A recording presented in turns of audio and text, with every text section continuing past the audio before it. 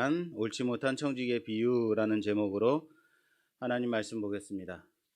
우리가 이 면목동의 이 장소에 우리가 교회를 이전하려고 할 때 가장 큰 어려움이 뭐였냐면 이 골목 들어오는 입구에 절이 있어요. 그죠?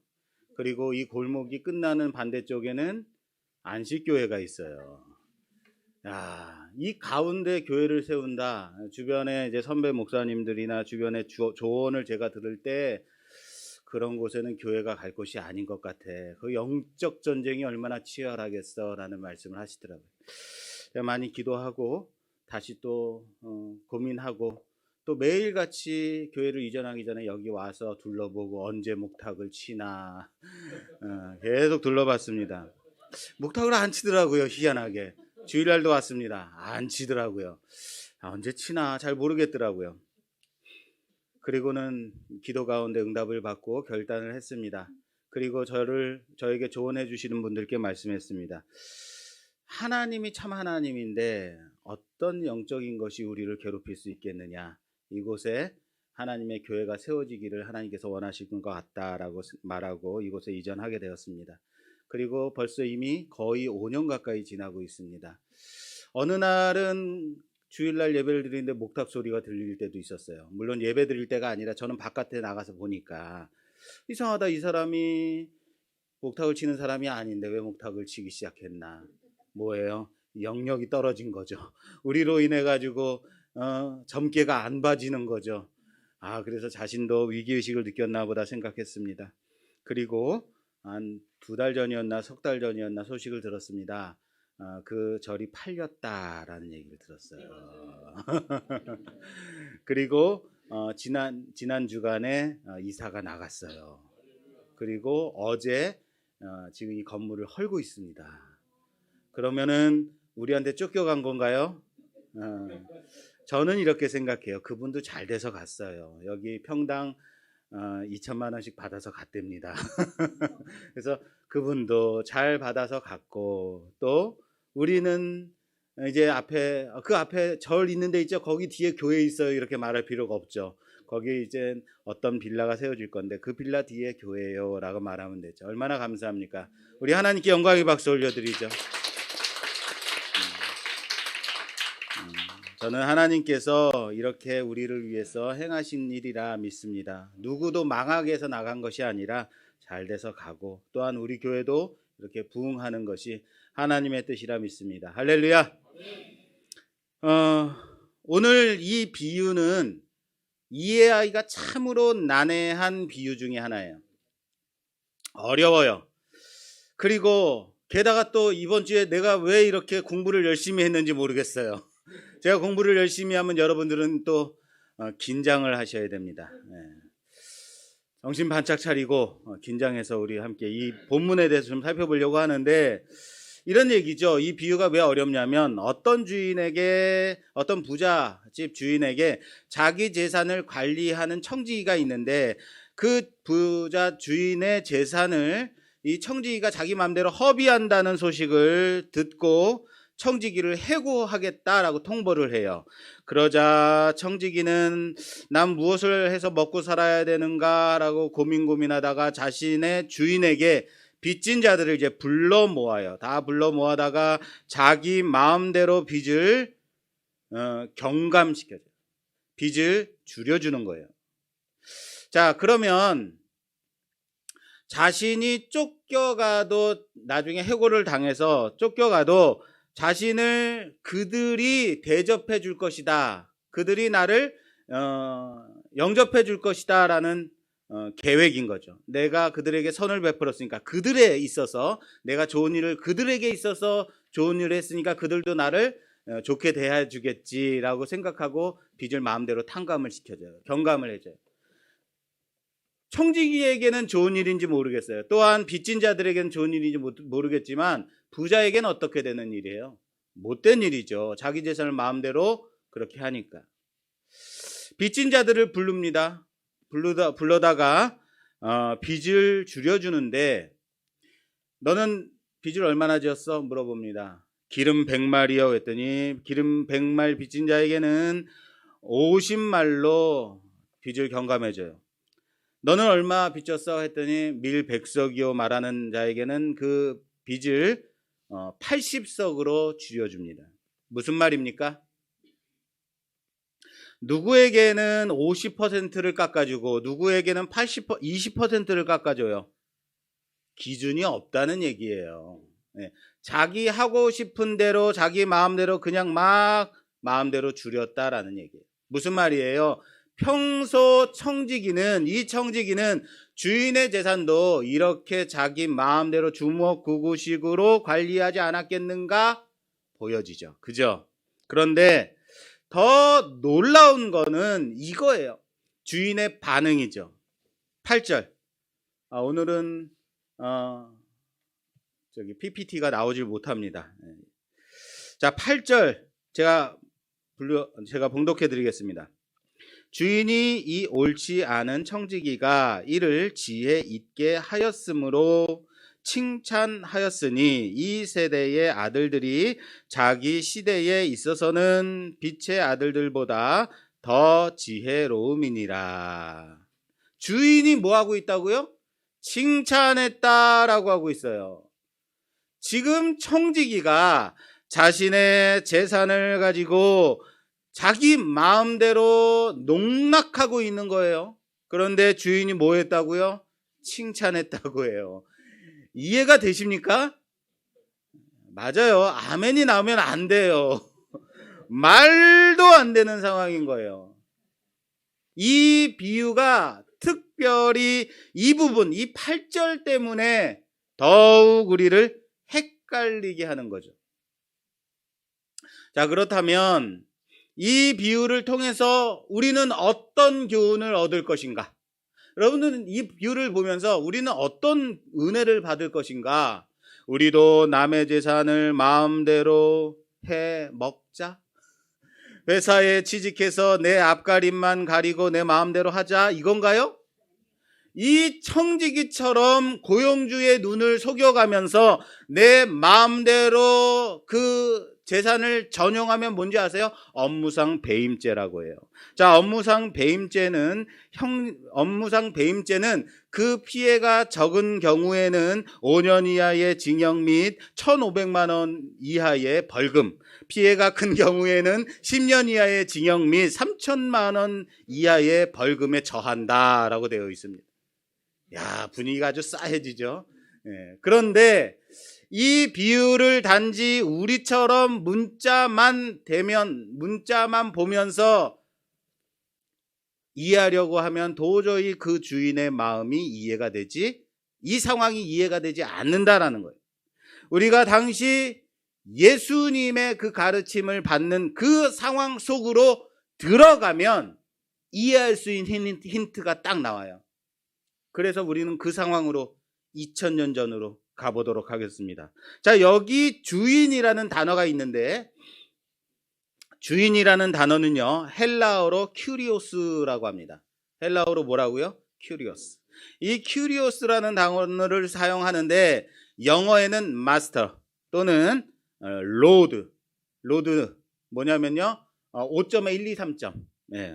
로드, 더 로드 하면 누구예요? 주인님, 이런 거죠. 주님. 자, 이게 바로 힌트예요.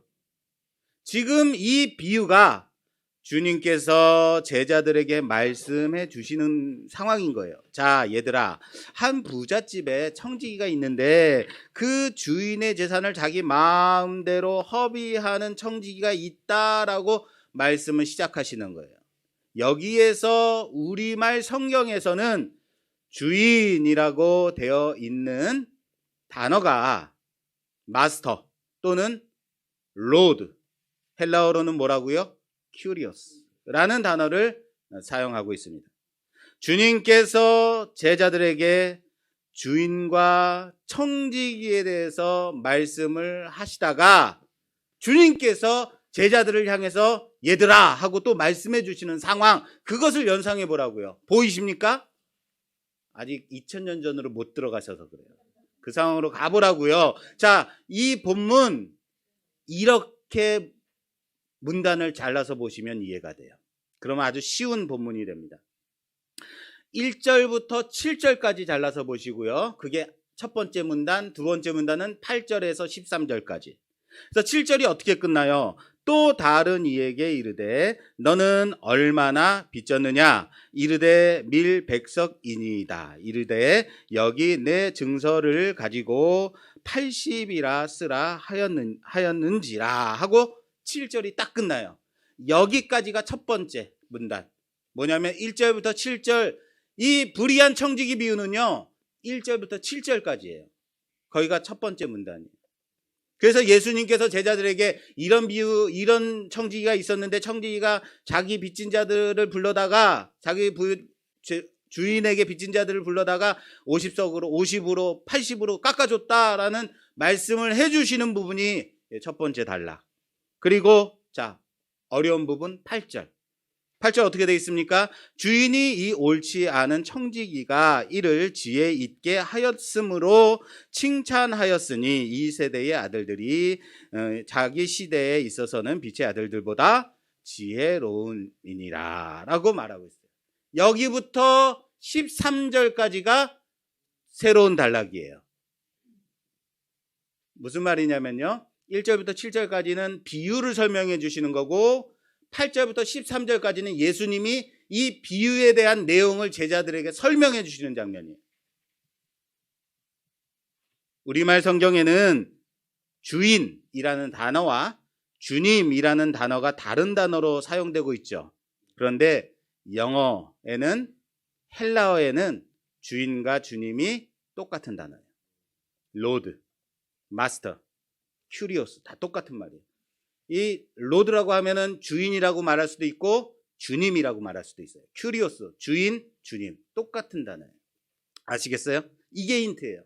자, 앞에서도 제가 말씀드렸듯이 7절과 8절을 분리해서 문단을 나눠서 보면 주인이 청지기를 해고한다는 그 말에 청지기가 깜짝 놀라서 자기의 앞일을 위해서 주인에게 빚진 자들을 자기 마음대로 불러다가 자기 마음대로 그 빚을 경감시켜 주는 거예요. 그리고 주님께서 이 청지기가 자기의 앞날을 위해서 지혜롭게 준비했다라고 칭찬하셨으므로 이렇게 되는 거예요.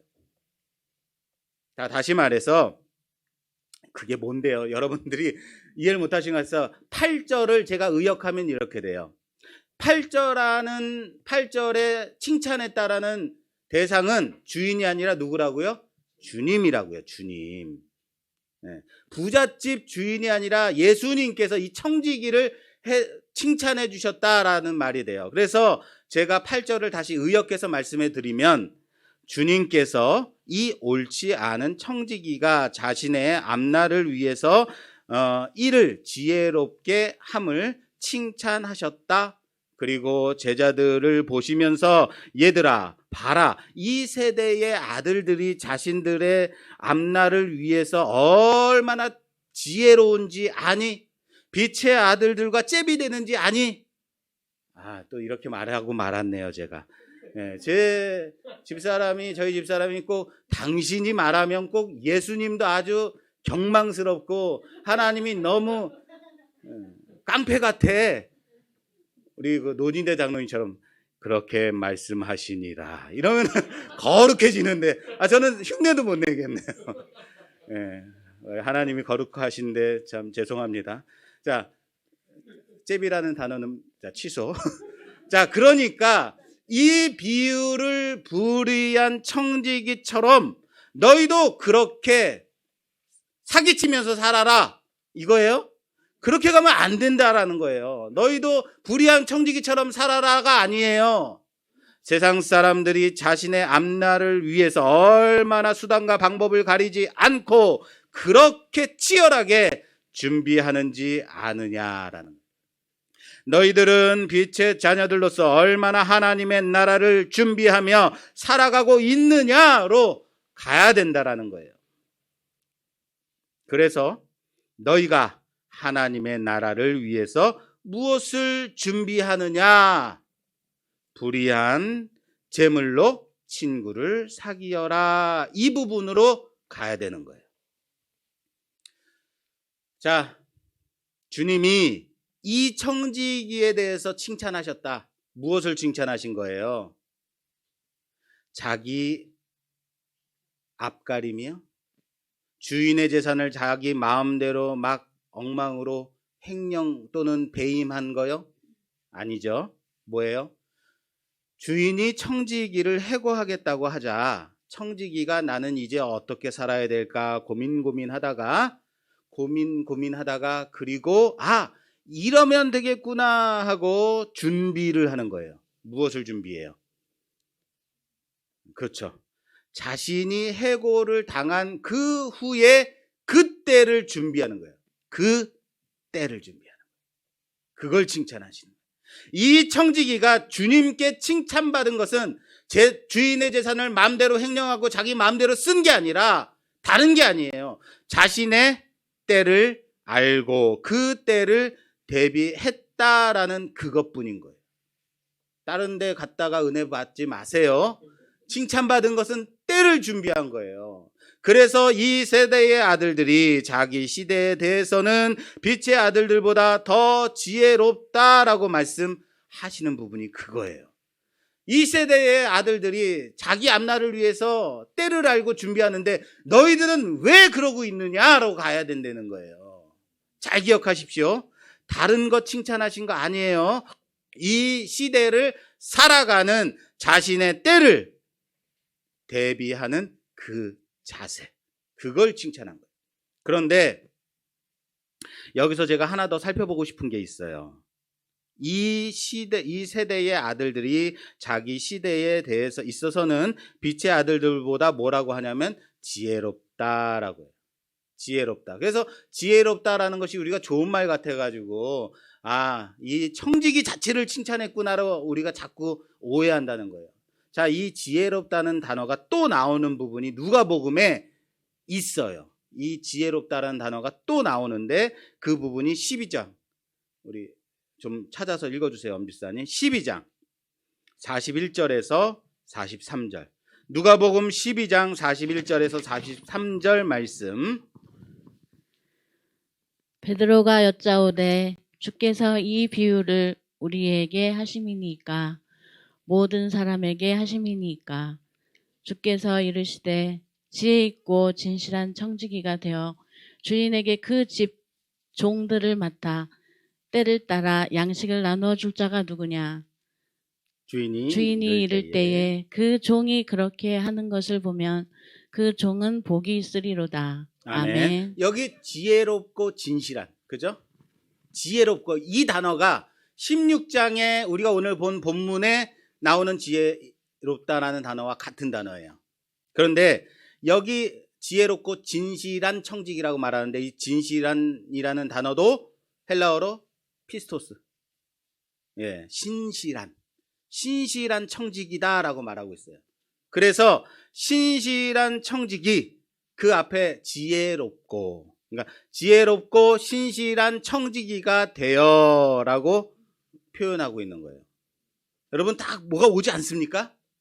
언제나 저만 옵니다, 이거는. 자, 우리가 오늘 본 청지기는 무슨 청지기예요? 불의한 청지기. 12장에 나오는 청지기는 무슨 청지기예요? 신실한 청지기. 그런데 둘의 공통점이 있어요. 뭐예요? 또 하나. 청지기가 나올지는 생각도 못했네. 또 뭐예요? 12장과 16장에 딱 두 단어 나온다 그랬잖아요. 지혜롭고. 그렇죠. 참 이래서 선생님이 힘든 것 같아요. 야, 어떻게 청지기가 나왔어. 자, 둘 다 청지기고 둘 다 지혜로운 청지기인데 하나는 불의한 청지기, 하나는 신실한 청지기가 나오는 거예요. 그런데 이 둘 다 무엇 때문에 지혜롭냐면 때를 분별할 줄 아는 청지기예요. 12장에 나오는 청지기도 주인이 올 때를 알아서 종들에게, 하인들에게 양식을 나눠줄 자 누구냐? 그 자는 복이 있다라고 말하는 거예요. 신실한 청지기도 때를 아는 청지기, 불의한 청지기도 자신의 때를 알았기 때문에 지혜로운 청지기예요. 아시겠어요? 둘 다 때를 알고 준비하는 청지기이기 때문에 지혜로운 청지기인데 하나는 신실한, 다른 하나는 불의한 청지기인 거예요. 자, 지혜롭다, 지혜로운, 둘 다 지혜로운 청지기예요. 그러면 여러분, 지혜로운 청지기가 나왔으면, 자, 지혜롭다의 반대는 뭐예요? 미련한, 그렇죠. 미련한, 어리석은. 그럼 어리석은 사람도 나오겠죠. 자, 12장에 딱 나와요, 그게. 그래서 12장에 어리석은 자가 나오고 신실한 지혜로운 청지기가 나와요. 자, 12장 몇 절이었더라? 12장 16절에서 21절. 요것도 좀 봉독해 주세요. 우리 엄지사님 없으면 어떡할 뻔했어요. 네, 오늘 성경 읽을 게 많아서 12장 또 비유로 16절에서 그들에게 21절. 말하여 이르시되 한 부자가 그 밭에 소출이 풍성함에 심중에 생각하여 이르되 내가 곡식 쌓아둘 곳이 없으니 어찌할까 하고 또 이르되 내가 이렇게 하리라 내 곡간을 헐고 더 크게 짓고 내 모든 곡식과 물건을 거기 쌓아두리라. 또 내가 내 영혼에게 이르되 영혼아 여러 해 쓸 물건을 많이 쌓아두었으니 평안히 쉬고 먹고 마시고 즐거워하자 하리라 하되 하나님은 이르시되 어리석은 자여 오늘 밤에 내 영혼을 도로 찾으리니 그러면 내 준비한 것이 누구의 것이 되겠느냐 하셨으니 자기를 위하여 재물을 쌓아두고 하나님께 대하여 부요하지 못한 자가 이와 같으니라. 아멘. 자, 여기 어리석은 자가 나오죠. 예, 지혜로운 자의 반대 어리석은 자. 이 어리석은 부자의 비유를 통해서 오늘 본문이 말하고자 하는 칭찬이, 청지기를 칭찬한 그 칭찬이 뭔지 확실해지죠. 그렇죠? 아멘이 나왔어야 되는데. 자, 그럼 어쩔 수 없습니다. 자, 어리석은 부자는 자신의 밭에 소출이 아주 많자 기존의 곡간을 헐고 크고 넓게 곡간을 새로 짓겠다라고 합니다. 그리고 집니다. 그러나 그 밤에 하나님이 그의 영혼을 데려가시겠다라고 해요. 자, 그러면 그 부자가 준비한 것은 다 누구의 것이 되겠느냐? 부자가 왜 어리석어요? 곡간을 크게 지었기 때문에요? 아니에요. 자신의 영혼이 하나님의 부르심을 받을 때 그때를 모르고 천년만년 살아갈 것인 줄 알고 그리고 내 영혼아 즐기자. 때를 모르는 사람이었기 때문에 어리석은 거예요. 왜 어리석었냐? 때를 몰랐기 때문에. 그래서 어리석은 자인 겁니다. 오늘은 두 청지기는 어떤 청지기였다고요? 때를 아는. 주님은 이 교훈을 오늘 이 본문의 교훈을 그래서 이렇게 정리를 해주세요. 9절 내가 너희에게 말하노니 누가복음 16장 본문으로 다시 돌아왔습니다. 내가 너희에게 말하노니 불의한 재물로 친구를 사기라. 그리하면 그 재물이 없어질 때에 그들이 너희를 영주할 처소로 영접하리라. 아멘. 강요해서 받아냈습니다. 아멘을. 자, 여기서도 이제 또 헷갈리는 부분이 나와요. 우리는 지금 무슨 비유를 보고 있다? 불의한 청지기. 그런데 갑자기 불의한 재물이 나와요. 불의한 재물로 친구를 사기라고 말씀하고 있어요. 세상의 힘과 돈줄 잡으라는 얘기입니까? 그래서 우리가 무슨 교훈을 얻어야 된다는 거예요? 불의한 재물로 친구를 사기라. 뭡니까? 제가 신학교에 다닐 때에 그 앞에 봉주루라는 카페가 있었어요. 농담을 좋아하시는 교수님이 수업 시작하기 전에 나는 언제나 학교에 올라오면서 봉주루에 가서 커피를 한잔하고 올라와 라고 말씀하시더라고요. 학생들이 거기 커피가 맛있나 보죠? 라고 물어봤어요. 그랬더니 교수님이 하시는 말이 아니 나는 봉줄 좀 잡으려고 말씀하시더라고요. 언어 유희죠. 예. 예수님이 불의한 재물로 친구를 사기라고 그래요. 불의한 재물로 봉줄 좀 잡으라는 얘기입니까? 무슨 교훈이에요? 나중에 내가 어려울 때에 힘써줄 권력자, 썩은 동아줄이 아니라 튼튼한 봉줄, 능력 있는 친구 돈으로 사라는 얘기예요. 이 부분을 우리가 이해하기 위해서 이제부터 좀 더 어려운 부분으로 가겠습니다. 우리는 이 비유를 좀 넓게 좀 살펴보려고 해요. 이 불의한 청지기의 비유가 어떻게 시작이 되냐면 오늘 본 말씀 1절 또한 제자들에게 이르시되 어떤 부자에게 청지기가 있는데 그가 주인의 소유를 낭비한다는 말이 그 주인에게 들린지라. 이렇게 시작이 돼요. 또 제자들에게 이르시되. 어떻게 시작이 된다고요? 그렇죠. 또 제자들에게 이르시되. 우리 유주 집사님 2층에 안 올라왔으면 어떡할 뻔했어요. 이거 참. 또 제자들에게 이르시되라는 얘기는 뭡니까? 비유가 또 있다는 얘기죠. 그러니까 앞에 비유가 있었기 때문에 또 제자들에게 비유로 말씀하셨다라고 비유를 또 시작한다라는 얘기예요. 그러면 어떻게 해야 돼요? 앞에는 무슨 비유가 있었나 궁금해해야 돼요. 그죠? 갑자기 궁금해져야 되는 거예요. 그러면 우리는 어떻게 해야 됩니까? 여지없이 앞장으로 가야 돼요. 앞장에 어떤 비유가 있었냐? 이것 좀 읽어주세요. 15장 1절에서 4절. 15장 우리 16장입니다. 지금 누가복음. 그런데 바로 앞장 15장 1절에서 4절까지 좀 봐주세요. 모든 세리와 죄인들이 말씀을 들으러 가까이 나아오니 바리새인과 서기관들이 수군거려 이르되 이 사람이 죄인을 영접하고 음식을 같이 먹는다 하더라. 예수께서 그들에게 이 비유로 이르시되 너희 중에 어떤 사람이 양 100마리가 있는데 그 중에 하나를 잃으면 99마리를 들에 두고 그 잃은 것을 찾아내기까지 찾아다니지 아니하겠느냐. 아멘. 아멘. 다른 마이크하고 요 키보드 마이크 좀 키보드 음소거 좀 해주세요. 자, 어떤 비유인지 아시겠어요? 네, 어떤 비유가 15장에 있었는지 잃은 양의 비유죠. 네, 잃은 양의 비유. 그리고 잃은 양의 비유와 세트로 엮어진 세 가지 비유예요. 잃은 양의 비유와 두 가지 비유가 더 있어요. 이어지는 비유가 뭐냐면 잃은 드라크마 비유, 그리고 마지막에 탕자의 비유로 알려져 있는 잃은 두 아들의 비유. 이거 두 아들의 비유로 바꾸자 그랬잖아요. 그죠? 예.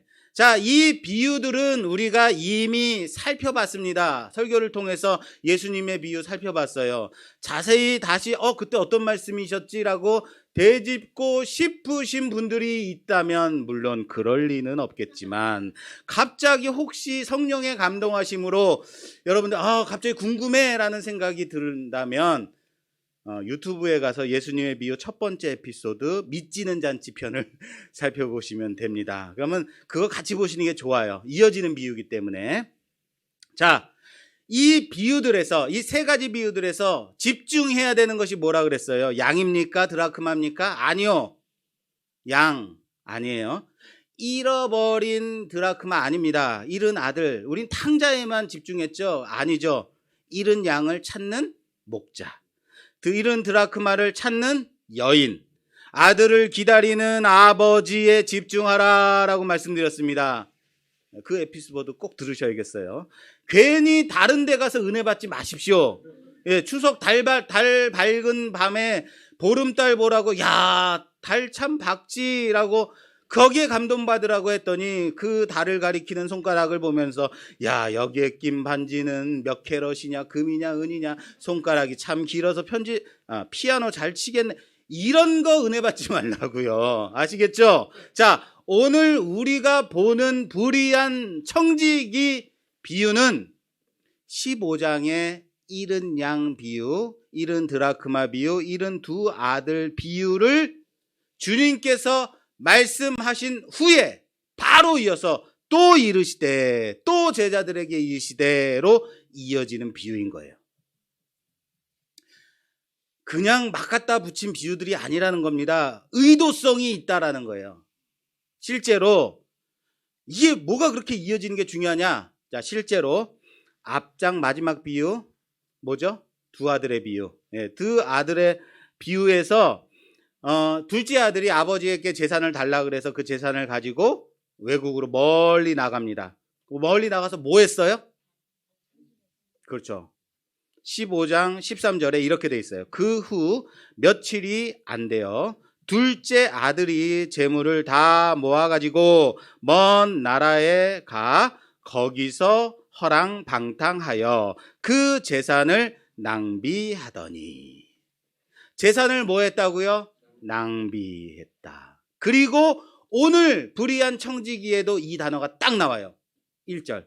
또한 제자들에게 이르시되 어떤 부자에게 청지기가 있는데 그가 주인의 소유를 낭비한다는 말이 그 주인에게 들리니. 기가 막히지 않습니까? 여기도 주인의 재산을 낭비한다라는 단어가 나와요. 앞에 비유는 아버지의 재산을 낭비하는 아들. 오늘 비유는 주인의 재산을 낭비하는 청지기가 나오는 거예요. 우리가 말을 할 때, 앞에서 내가 이렇게 얘기했잖아 하고 바로 연결해 주는 그런 상황인 거예요. 그래서 우리가 지금 예수님의 가르침 그 상황으로 꼭 가야 되는 이유가 이거예요. 괜히 앨리스 보고 그 상황으로 가지 마세요. 예. 자, 따로 떨어뜨려서 보면 연관성이 없는 비유 같지만 서로 연결이 되고 있는 비유다. 분명 의도성을 가지고 예수님께서 말씀하고 있다라는 것이 바로 그거예요. 자, 왜 제가 15장의 세 가지 비유와 오늘 16장의 불의한 청지기의 비유를 굳이 연결하는 이유가 여기 있어요. 이 비유를 듣고 있는 청중 때문에 그래요. 이 대상 때문에. 자, 15장에서 예수님이 비유를 시작하세요. 세 가지 비유를 시작하실 때 누구 들으라고 비유를 주셨는지 아세요? 세리와 죄인. 자, 15장 1절.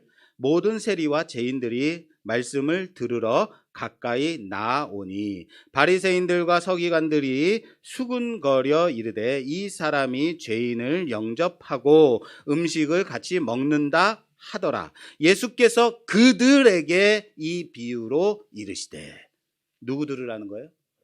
그렇죠. 세리와 죄인들이 예수님의 말씀을 들으려고 다 나오는데 그 앞으로 나오는 것을 보고 바리새인과 서기관들이 왜 죄인들과 함께 하느냐라고 예수님을 비난해요. 그래서 그들을 들으라고 예수님께서 이 세 가지 비유를 시작하셨다라는 거예요. 그들이 누굽니까? 바리새인들과 서기관들입니다. 잘 기억하십시오. 여기서 잃은 양, 잃은 드라크마, 잃은 아들은 누굽니까? 갑자기 제가 훅 들어와서 깜짝 놀라셨죠? 자, 여기서 잃은 양 누구예요? 잃은 드라크마 누굴까요? 주인이 그렇게 찾아 헤매서 찾아냈어요. 누구예요? 죄인이잖아요. 세리잖아요. 드라크마 꼭 들으십시오. 안 되겠어요. 자, 죄인과 세리들 잃은 드라크마, 잃은 양이에요. 하나님이 찾아내시고 예수님이 찾아낸 거예요. 세리와 죄인들인 거예요. 자, 잃은 두 아들 있죠? 첫째 아들과 둘째 아들. 자, 둘째 아들은, 집 나간 둘째 아들은 누구겠어요? 탕자. 누구예요? 그래요. 세리와 죄인들이라고요. 집 나갔으니까, 나왔다 들어왔으니까. 그러면 집에서 집 지킨 큰아들 누굴까요? 그렇죠. 바리새인과 서기관. 죄인들, 세리와 죄인들을 비난하고 있는 집에서 둘째 아들 들어왔는데 왜 둘째 아들 들어왔다고 아버지의 재산을 다 탕진하고 돌아온 그 아들이 들어왔다고 이렇게까지 잔치를 벌입니까? 라고 비난한 큰아들이라고요. 서기관, 바리새인들인 거예요. 그들 들으라고 이 세 가지 비유를 말씀해 주신 거예요. 청중이 바리새인들과 서기관들. 그리고 다시 이어서 이번에는 누구 들으라고 불의한 청지기를 말씀했어요? 제자들 들으라고요. 또 제자들에게 이르시되라고 시작되잖아요. 제자들 들으라고 오늘 비유를 시작해요. 잘 기억하십시오. 여기 대상이 세 부류가 나오고 있습니다. 가장 먼저는 누가 나오냐면 비유의 대상이 되는 세리와 죄인들, 그리고 이 비유를 들으라고 말씀해 주시는 청중인 바리새인과 서기관들, 그리고 마지막 이제 16장 불의한 청지기 비유를 들으라고 말씀해 주시는 누구?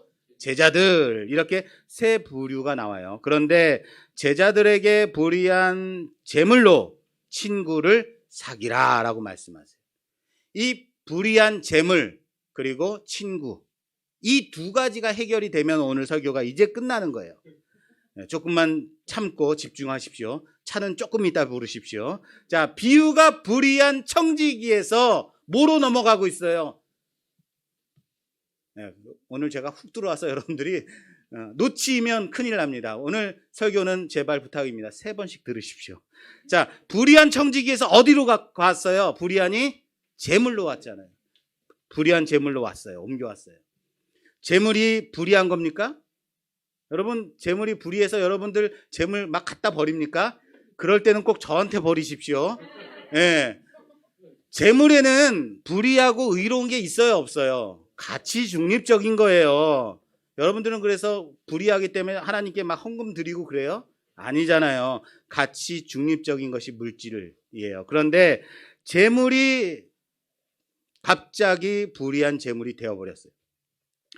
왜 중립적인 재물이 불의한 재물이 되었냐면 그 재물이 어떻게 쓰이냐에 따라서 불의하게도 되고 신실하게도 되는 거예요. 물질을 이 땅에 나를 위해서 심으면 불의한 재물이 되는 겁니다. 그런데 그 불의한 재물을 가지고 때를 위해서 준비하면 때를 위한 재물로 사용하는 것이 바로 의로운 신실한 재물이 되는 거예요. 그 재물로 뭐 하래요? 그 불의한 재물로 네 앞길, 네 먹고 살 거 그거 걱정하지 말고 그거 준비하지 말고 뭐 하래요? 친구를 사귀래요. 때를 준비하는 것이 뭐예요? 친구를 사귀는 거예요. 자, 하나는 해결됐어요. 불의한 재물이 왜 불의한 재물이 됐는지. 자, 이제 뭐만 해결하면 돼요? 친구. 자, 돈 주고 친구 사랍니다. 여러분, 친구 많이 사십시오. 오해하지는 마십시오. 뇌물 주고 정치인들에게 잘 보이라고 하는 거 아닙니다. 그러면 뇌물죄로 잡혀갑니다. 불의한 재물로 친구를 사귀라라고 해요. 돈으로 이것저것 청탁 넣으면 불의한 재물인 거예요. 재물로 끝나버리는 겁니다. 아시겠죠? 아, 그럼 친구를 사귀는데 어떤 친구냐? 이게 문제인 거죠. 이것만 해결하면 끝나요. 야, 여기까지 왔네요. 끝내. 자, 15장부터 오늘 본문 16장까지 지금 대상이 세 부류의 대상이 나온다 그랬어요. 첫 번째 세리와 죄인, 바리새인과 서기관, 그리고 제자들. 자, 비유를 통해서 바로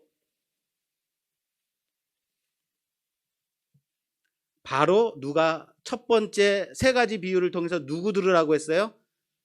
바리새인과 서기관 들으라고. 그리고 두 번째 불의한 청지기 비유를 누구 들으라고 주셨어요? 제자들. 그럼 누가 빠졌어요? 세리와 죄인. 네, 답이 나와 있어요. 그렇습니다. 세리와 죄인들이 빠졌어요. 이들이 누구냐면 친구인 거예요. 하나님이 그렇게 목자가 그렇게 찾아 나선 잃은 양, 여인이 그렇게 찾아 나선 드라크마, 아버지가 그렇게 기다린 잃은 아들. 누가 친구예요? 세리와 죄인이에요. 불의한 물질로 세리와 죄인들을 친구로 삼으라라고 말씀하고 있다는 사실을 믿으시길 바랍니다. 그러면 그들이 어떻게 해주겠대요? 9절 다시 봐드릴게요. 내가 너희에게 말하노니 불의한 재물로 친구를 사귀라. 그리하면 그 재물이 없어질 때에 그들이 너희를 영주할 처소로 영접하리라. 야, 참 어려운 게 여기 이것 때문에 또 많아요. 그들이 너희를 영원히 거주할 곳으로 인도한다라고 그래요. 영원히 거주할 곳이 어디입니까? 그렇죠. 하나님 나라 천국이죠. 영원한 나라로 세리와 죄인들이 불의한 물질로 그들을 친구로 삼으면 그들이 우리를 하나님 나라로 인도한다는 거예요. 이해가 되세요? 안 돼요. 정말 세리와 죄인들, 작은 자들이 어떻게 그들이 우리를 하나님 나라로 데려갈 건가? 그런 능력이 그들에게 있어요? 없어요. 아, 괜히 여기까지 왔네요. 자, 그래서 이걸 해결하기 위해서 또 마지막으로 좀만 참으십시오. 마태복음 25장 34절에서 40절까지 좀 깁니다. 마태복음 25장 34절에서 40절까지 좀 봉독해 주세요. 그때 임금이 그 오른편에 있는 자들에게 이르시되 내 아버지께 복받을 자들이여 나와 창세로부터 너희를 위하여 예비된 나라를 상속받으라. 내가 줄일 때에 너희가 먹을 것을 주었고 목마를 때 마시게 하였고 나그네 되었을 때에 영접하였고 헐벗었을 때에 옷을 입혔고 병들었을 때에 돌보았고 옥에 갇혔을 때에 와서 보았느니라. 이에 의인들이 대답하여 이르되 주여 우리가 어느 때에 주께서 줄이신 것을 보고 음식을 대접하였으며 목마르신 것을 보고 마시게 하였나이까? 어느 때에 나그네 되신 것을 보고 영접하였으며 헐벗으신 것을 보고 옷 입혔나이까? 어느 때에 병드신 것이나 옥에 갇히신 것을 보고 가서 배웠나이까? 하리니 임금이 대답하여 이르시되 내가 진실로 너희에게 이르노니 너희가 여기 내 형제 중에 지극히 작은 자 하나에게 한 것이 곧 내게 한 것이니라 하시고 아멘. 아멘. 그렇습니다. 지극히 작은 자 뭡니까? 죄인이죠. 세리죠. 아무도 돌보지 않는 자 하나에게 한 것이. 잘 생각해 보십시오. 친구는 서로 간에 주고받는 것이 있어야 친구 관계인 거예요. 그래서 친구를 사귀면 비슷한 부류에 있는 사람끼리, 비슷한 생각을 가진 사람들끼리, 비슷한 환경에 있는 사람들을 친구로 사귀어요. 물론 어릴 때는 그냥 우정 하나면 됐지만 자라서 친구를 사귈 때는 내게 조금이라도 도움이 될 수 있는 사람을 친구로 사귀죠. 예수님이 불의한 제물로 친구를 사귀래요. 그럴 때 친구를 사귄다는 일반적인 의미는 우리는 어떻게 생각하냐면 내가 주면 너도 나중에 나 힘들 때 어려울 때 나를 도와줄 친구인 거예요. 그런데 불의한 제물로 친구를 사귀는 것은 뭡니까? 세리와 죄인들이 우리가 힘들고 어려울 때 지극히 작은 자들이 우리가 하나님 나라에 갈 때 어떤 능력을 줄 수 있어요? 어떤 도움이 될 수 있어요? 안 돼요. 그런데 그들에게 대접한 그것이 예수님을 대접한 거죠. 하나님을 대접한 거죠. 내가 누구랑 친구인지 알아? 대한민국 검사야! 라고 하면 어떻게 돼요? 게임 끝나는 거죠. 일반적으로는. 그런데 주님은 이 물질 가지고 불의한 제물로 친구를 삼으라 라고 말씀하셨어요. 지극히 작은 자를 대접하라, 영접하라, 그들을 영접하라 라고 말씀하고 있어요. 그런데 그게 바로 누구예요? 하나님이 우리에게 요구하시는 불의한 제물로 이 땅에 나를 위해서 심는 게 아니다라고 말씀하시는 거예요. 하늘에 심어라라고 말씀하시는 거예요. 제물로 사용하라, 하늘에 심는 제물로 사용하라라고 말씀하고 있다는 사실을 믿으시길 바랍니다. 이 세대 사람들이 얼마나 지혜롭냐면 자신들의 앞날을 위해서 돈도 벌고 집도 사고 건강도 챙기고 명예도 얻고 이것저것 많이 한단 말이야. 준비한단 말이야. 자기의 때를 위해서. 그래서 보험에도 드는 거 아니냐? 이거 아닙니까? 묻지도 따지지도 않고. 그래서 보험 드는 거 아니에요. 자신의 뭐 준비하려고요? 미래, 자신의 앞날을 준비하려고 세상의 사람들이 그렇게 준비한단 말이에요. 그게 세상의 방식이에요. 그렇다면 우리 빛의 아들들은 무엇을 준비하며 살아야겠습니까?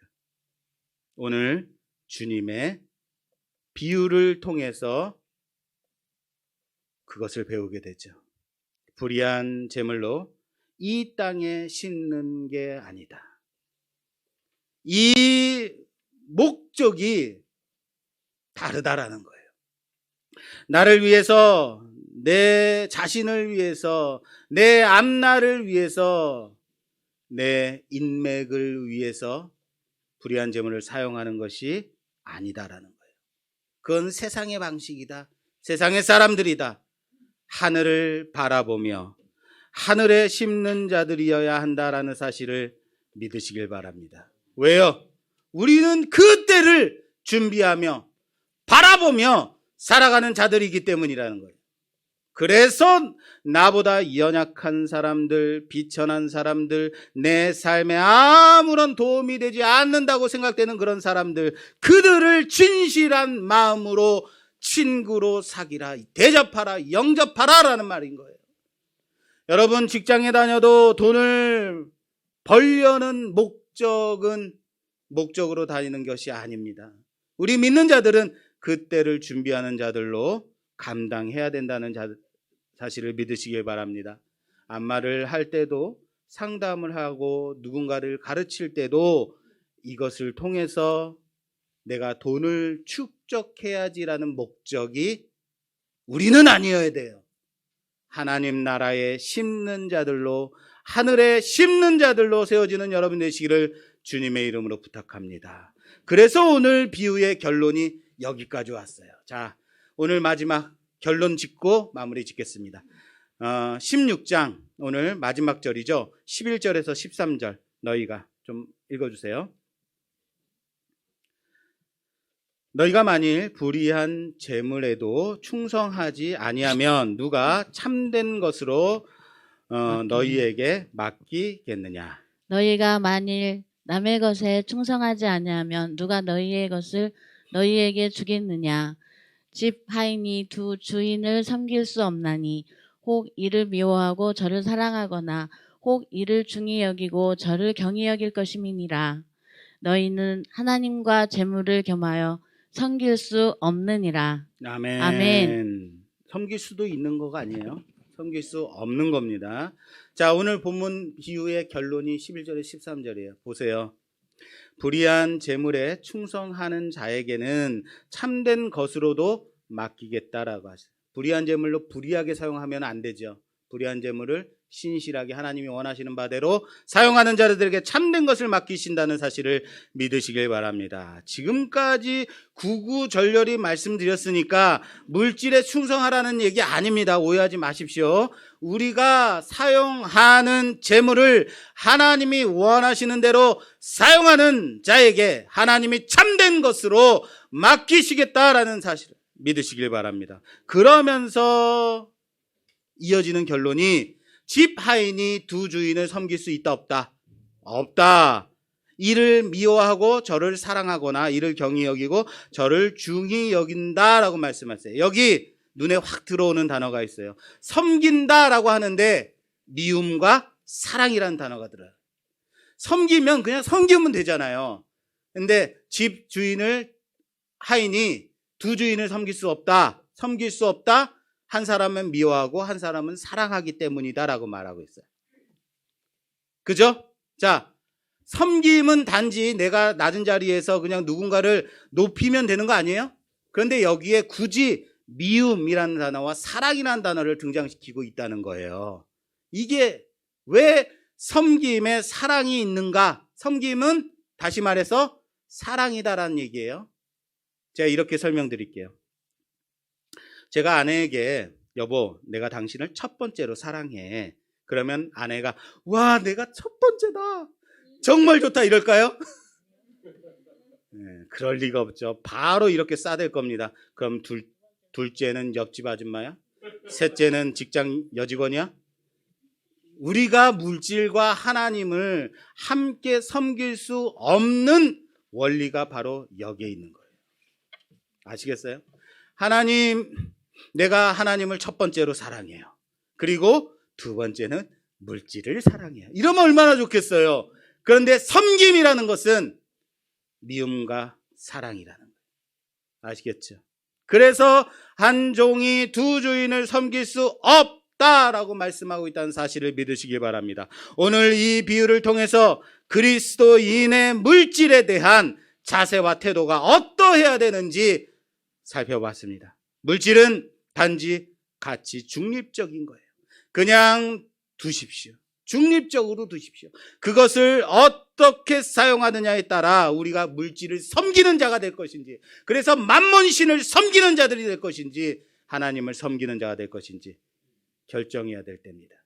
그 물질을 이 땅에 심는 자인가 하늘에 심는 자인가 판단되어지는 것이 물질이에요.